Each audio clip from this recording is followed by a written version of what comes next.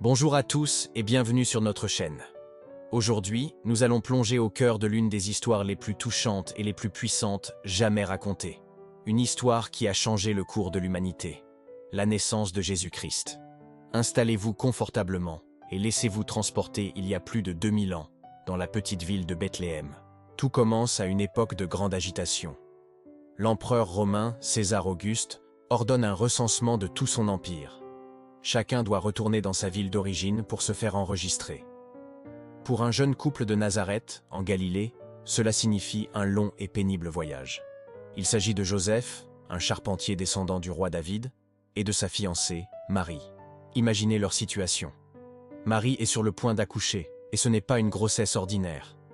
Un ange lui avait annoncé qu'elle concevrait un fils par la puissance du Saint-Esprit. Cet enfant serait appelé le Fils du Très-Haut, le Sauveur promis depuis des générations. Malgré la confusion et les défis, Marie et Joseph ont fait confiance au plan de Dieu et ont obéi. Ils se mettent donc en route, parcourant plus de 150 km vers le sud, en direction de Bethléem, la cité de David. Le voyage est éprouvant, surtout pour Marie. Les routes sont bondées, poussiéreuses et peu sûres. Après plusieurs jours de marche, ils arrivent enfin à Bethléem. La ville est en pleine effervescence, remplie de gens venus comme eux pour le recensement. Épuisés, ils cherchent un endroit où passer la nuit. Un lieu où Marie pourrait accoucher en paix. Mais partout où ils frappent, la réponse est la même. Complet. Il n'y a plus de place pour eux dans l'auberge, ni dans aucune des maisons d'hôtes.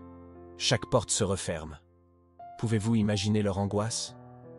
Le moment de la naissance approche, et ils n'ont nulle part où aller. C'est dans ce dénuement total que se révèle la beauté de cette histoire. Ils trouvent refuge dans un endroit simple, humble, probablement une grotte, ou une étable servant d'abri pour les animaux. C'est là, dans le plus grand dépouillement, loin des palais et des honneurs du monde, que le moment tant attendu arrive. Marie met au monde son fils premier-né. Elle l'enveloppe tendrement de langes et, faute de berceau, le dépose dans une mangeoire, une auge où l'on nourrit les animaux. Réfléchissons un instant à cette scène. Le roi des rois, le sauveur du monde, ne naît pas dans un château, entouré de serviteurs et de richesses. Il naît dans la pauvreté, la simplicité, presque dans l'oubli. C'est le premier signe de l'incroyable humilité de Dieu. Il choisit de venir parmi nous, non pas avec puissance et fracas, mais dans la vulnérabilité d'un nouveau-né. Ce n'est pas un accident, c'est un message puissant. Dieu vient rejoindre les humbles, les petits, les oubliés.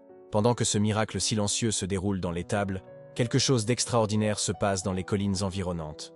La nuit est tombée, et des bergers veillent sur leurs troupeaux. C'étaient des hommes simples, souvent méprisés par la société, vivant en marge. Ils sont les premiers à qui la plus grande nouvelle de l'histoire va être annoncée. Soudain, un ange du Seigneur leur apparaît, et la gloire de Dieu resplendit tout autour d'eux. Ils sont saisis d'une grande peur. Qui ne le serait pas? Mais l'ange leur dit « N'ayez pas peur, car je vous annonce une bonne nouvelle, qui sera une source de grande joie pour tout le peuple. Aujourd'hui, dans la ville de David, un sauveur vous est né, qui est le Christ, le Seigneur. » L'ange leur donne même un signe pour reconnaître l'enfant. Vous trouverez un nouveau-né enveloppé de langes et couché dans une mangeoire. Au même moment, une multitude d'anges du ciel se joint au premier, et ensemble, ils se mettent à louer Dieu en chantant un hymne magnifique qui résonne encore aujourd'hui. Gloire à Dieu dans les lieux très hauts, et paix sur la terre aux hommes qu'il aime. Imaginez la scène. Le ciel nocturne s'illumine, empli de chants célestes proclamant la paix. Pour ces bergers, c'est une révélation bouleversante. Dieu ne choisit pas les prêtres du temple ou les rois pour entendre cette annonce, mais des hommes ordinaires au cœur de leur travail quotidien. Le message est clair, cette bonne nouvelle est pour tout le monde, sans exception. Une fois les anges repartis, les bergers ne restent pas là. Ils sont remplis d'une excitation et d'une urgence nouvelle. Ils se disent les uns aux autres « Allons jusqu'à Bethléem pour voir ce qui est arrivé, ce que le Seigneur nous a fait connaître. » Ils laissent leurs troupeaux et se précipitent vers la ville. Ils trouvent tout exactement comme l'ange l'avait dit, Marie, Joseph et le petit bébé couché dans la mangeoire. Leur cœur déborde de joie et d'émerveillement. Ils ne sont pas déçus par la pauvreté du lieu, car ils ont compris qu'ils étaient en présence de quelque chose de divin. Ils sont les premiers témoins, les premiers adorateurs du Messie. Mais leur rôle ne s'arrête pas là. Après avoir vu l'enfant, ils ne peuvent pas garder cette nouvelle pour eux. Ils racontent à tous ceux qu'ils rencontrent ce qui leur a été dit et ce qu'ils ont vu. Ils deviennent les premiers évangélistes, les premiers porteurs de la bonne nouvelle. Tous ceux qui les entendent sont étonnés. La joie est contagieuse. Et Marie, au milieu de toute cette agitation? La Bible nous dit qu'elle gardait toutes ces choses et les méditait dans son cœur. Elle est la gardienne silencieuse du mystère. Elle observe, elle écoute, elle réfléchit à la portée immense de ces événements. Elle comprend que son fils n'est pas seulement à elle, mais qu'il est un cadeau pour le monde entier. Les bergers, quant à eux, retournent à leur champ, glorifiant et louant Dieu pour tout ce qu'ils ont vu et entendu. Leur vie a été transformée à jamais par cette rencontre. Cette histoire est bien plus qu'un simple conte de Noël. C'est le récit de la venue de l'espoir dans un monde qui en avait désespérément besoin. Le plus grand cadeau que Dieu pouvait faire à l'humanité n'est pas venu avec l'éclat de l'or ou le pouvoir des armées, mais dans l'humilité d'un bébé né dans une étable. Jésus est venu pour apporter la paix, pas une paix politique, mais une paix profonde, intérieure, la paix entre Dieu et les hommes.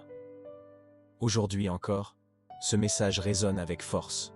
Dans notre monde souvent compliqué et bruyant, l'histoire de la nativité nous rappelle la beauté de la simplicité, la puissance de l'humilité et la profondeur de l'amour de Dieu.